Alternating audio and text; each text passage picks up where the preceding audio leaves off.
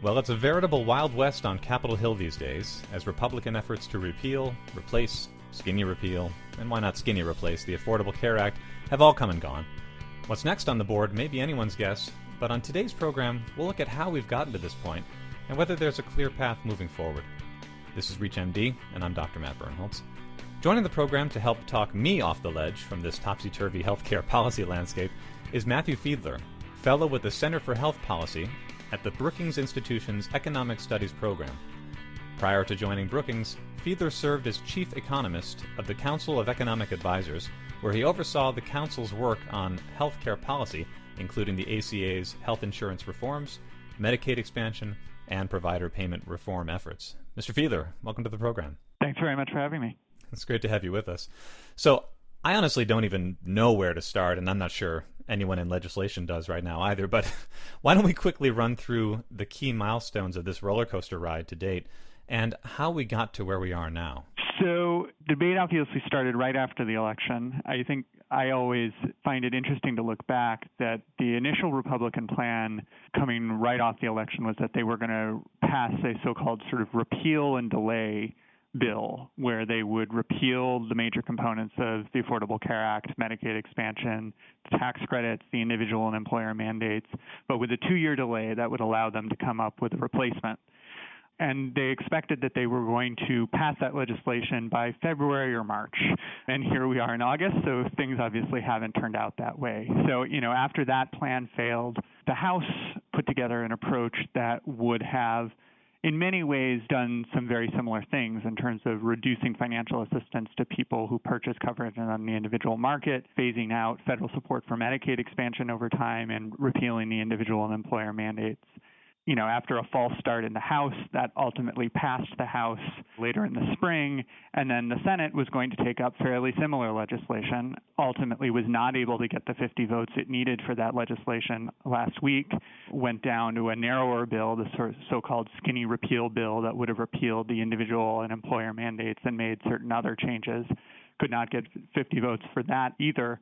And so, at least for the time being, I think given how many stops and starts there have been during this process, that caveat's important. But at least for the time being, it looks like legislation that would repeal major components of the Affordable Care Act is off the table. Now, when you mentioned starts and stops, and there were multiple, everyone can attest to that, that brings to mind, for many people, the idea that there must have been a lot of missteps. So my question to you is, were there a lot of missteps, or was this inevitably going to become a start and stop, push-pull situation when it came down to this many people involved, these many stakeholders, with their respective constituents having different demands? I think there are certainly things that Republicans could have done better in the course of this process. I think they started off, as I mentioned, with this repeal and delay plan that I think cost them a couple months of getting towards a proposal that would be more viable. All that said, I think when you are talking about legislation that is ultimately going to result in 10 or 20 million fewer people with insurance coverage, I think it's going to be complicated, and I think it's going to be unpopular almost no matter which way you slice it. Honestly, in some ways, given that towards the end of this debate, the legislation was polling at 10 or 20 or maybe 30% approval, in some ways it's surprising that it was as close to getting through the Senate as it was. So we had a desire to repeal something that, I guess for lack of another way to think of it, might have in some ways been doomed from the start, just because every projection indicated that there was going to be a big fallout in insurance coverage. Is that right? I think the direct effects on insurance coverage were important, but I think it was also important that the people who would be affected by those changes in insurance coverage, or people who cared a lot about those changes in insurance coverage, made their voices heard through the course of this process. So we saw both senators and members of the House hearing from these people at town hall meetings, hearing from them by phone, hearing from them by email, and seeing ads run in their districts, seeing critical editorials and news stories run on their hometown papers. And I think the combination of those direct effects and then the actions that catalyzed had a very important effect on how they thought about these questions. And that concept of hearing from them, that's one that I want to come back to, because the issue of transparency, or the lack thereof, seemed to be a big sticking point for some of the senators, Senator McCain, of course, casting the deciding no vote. Mm-hmm. What was your take on that criticism? Was that a well-justified criticism? Was transparency a real issue here? I think it was. The legislative process is never as pretty as people might like. There are often last-minute agreements and last-minute changes that are made to legislation before it's voted on. So, I don't think we should sort of idealize the legislative process of yore. But this legislation, particularly the process in the Senate, was quite unusual in that there were literally no hearings in the Senate. The text of the legislation was being negotiated purely at the level of the Senate leadership behind closed doors, with many members, even of the Republican caucus, not aware of what was going to end up in the bill. And then when we saw the Senate proceed to the legislation at the end of July, it was without an understanding on the part of Republican members on what the final bill would actually be. So I think this was an unusual process, and it had real costs because it meant that they were unable, even within the Republican caucus, to build a sort of broad coalition of support. Now, the flip side is that I think Senator McConnell pursued that strategy because he felt that giving opposition the time to organize and to mobilize would be very, very dangerous to the legislation. So in some ways, I think that strategy is reflective of the public opposition we talked about a little bit earlier, that in some ways it may have been the best of bad options. And I'm interested in the role of the White House during these various stages, whether it was strategically taking an arm's length stance, if that was contributory in some way, helpful or harmful to the process. So I think when we think about the role of the White House, we want to distinguish two things. I think one is the White House's public stance, which I think was generally unhelpful in that there was not a lot of message discipline. President Trump, through his tweets, was on various occasions was initially supportive of the sort of repeal and delay approach and then wasn't and then was again, and was generally taking a somewhat sort of inflammatory approach to trying to get various Republican senators on board that I think backfired in various respects. I think behind the scenes, below the presidential level, the White House may have actually been more helpful. In particular, after the first round where the legislation died in the House, it does seem that Vice President Pence was instrumental in brokering the deal that brought the House Conservative Freedom Caucus on board.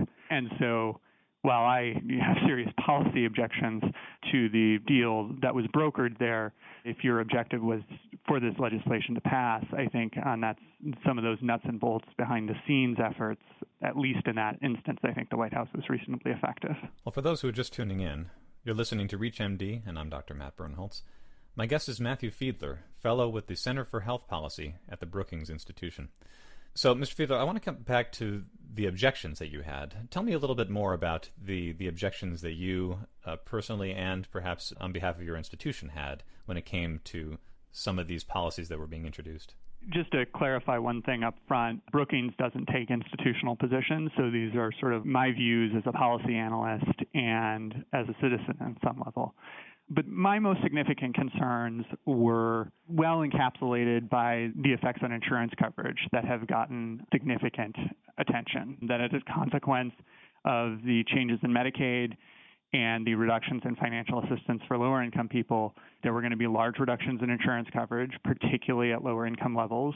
We have good evidence that when people don't have insurance coverage, they have more trouble accessing care and they're significantly less financially secure. So that reduction in insurance coverage was of significant concern from my perspective. There are also systemic consequences. We know that when people are uninsured, a significant fraction still gets sick in some instances, and a significant fraction of the cost of their care then falls on third parties, whether they be hospitals or government or other actors in the healthcare system. That's a fairly inefficient way of financing that care. So even beyond the effects on the individuals themselves, I think there are real reasons to be concerned about reductions in insurance coverage. And certainly given the work that you're doing, we mentioned earlier, you've really moved in on health insurance reforms. You've talked about Medicaid, Medicaid expansion, provider payment reform efforts there. What about the work that you're currently doing is cutting right into the issues that are currently being experienced on Capitol Hill with respect to trying to create new recommendations to help guide a pathway that would be more effective moving forward? Some of the work I'm doing right now is focused on just understanding what's happening in the individual health insurance market. And I think one of the things we have seen, obviously we saw very significant increases in premiums in the individual market last year. And what we're starting to get is evidence that those rate increases, while painful, were probably roughly sufficient to get insurers back to a sustainable pricing level so that they can break even or make a small profit in this market going forward. I think there was a concern that increases in premiums would cause large reductions in enrollment, particularly among healthy people, and that the market would enter what's sometimes referred to as a death spiral. The evidence we have now is pretty clearly indicating that that didn't happen, and what we had was a one-time correction.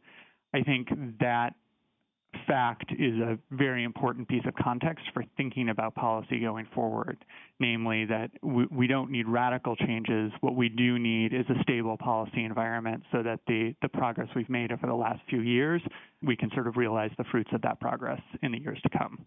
That's a really good point that you raised, that anger, I'm going to call it palpable anger, that a lot of people felt around the premiums increase is in large part what fueled much of the repeal efforts and the popularity around it initially.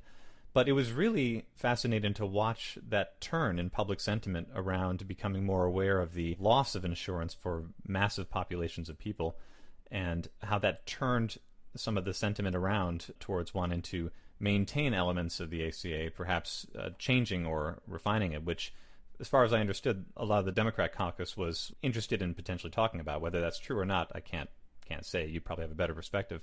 Mm-hmm. So tell me a little bit about that sentiment change, because the anger is still there. People are looking at high premiums and saying, well, this doesn't work for me at business levels, at individual levels.